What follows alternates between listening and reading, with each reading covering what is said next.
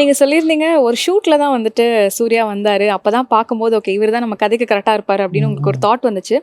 So okay இவரை நம்ம ஹீரோவா பண்ணலாம் அப்படின்னு நீங்க யோசிச்சதுக்கு அப்புறம் இந்த ஸ்டோரியை ஃபர்ஸ்ட் நீங்க டேரக்டா சூர்யா கிட்ட சொன்னீங்களா இல்ல விஜய் சேதுபதி சார் மூலியமா அவர்கிட்ட சொல்லி அப்படி அங்க கன்வே இல்லை ஆச்சு? ஃபஸ்ட்டு சேது சார்ட்ட தான் சொன்னேன். ஓகே. விஜய் சேதுபதி சார்ட்ட பேசணும். ஜென்ரலாக நாங்கள் மீட் பண்ணி எப்படா பேசுவோம் ஷூட் முடிஞ்ச கேப்பில்.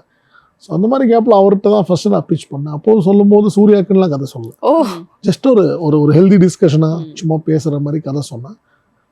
அவருக்கு ரொம்ப பிடிச்சிருந்துச்சு, ரொம்ப சந்தோஷப்பட்டார். நல்லா இருக்குன்னாரு. ஃபர்ஸ்ட் ஆஃப் ஆல் அது யாருக்கும் தெரியாது இல்லையா, நல்லா இருக்கு மாஸ்டர், சூப்பராக இருக்குது, ஒரு நியூ அட்டம்ப்டாக இருக்கும்லாம் சொல்லிட்டாரு. நான் வந்துட்டேன். ஒரு 1 வீக் கழிச்சு தான் அவர்கிட்ட சொன்னேன், அது மாதிரி சார் சூர்யா பண்ணால் நல்லாயிருக்கும்.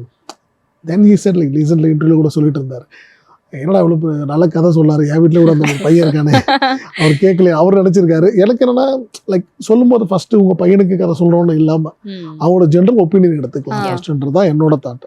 ஸோ அது அவருக்கும் பிடிச்சிருந்தது. லக்கிலி இட்ஸ் எல்லாமே ஒன்றா அமைஞ்சது. ஸோ அதுக்கப்புறம் அவர் வந்து சூர்யாட்ட சொல்லி சூர்யா வந்து கதை கேட்டப்பல சூர்யாட்ட சொல்லி சூர்யாவுக்கும் பிடிச்சிருந்துச்சு.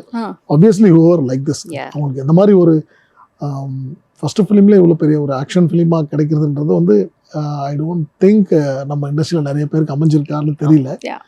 ஸோ அது அமைஞ்சது சூர்யாவுக்கும் லக்கு தான்.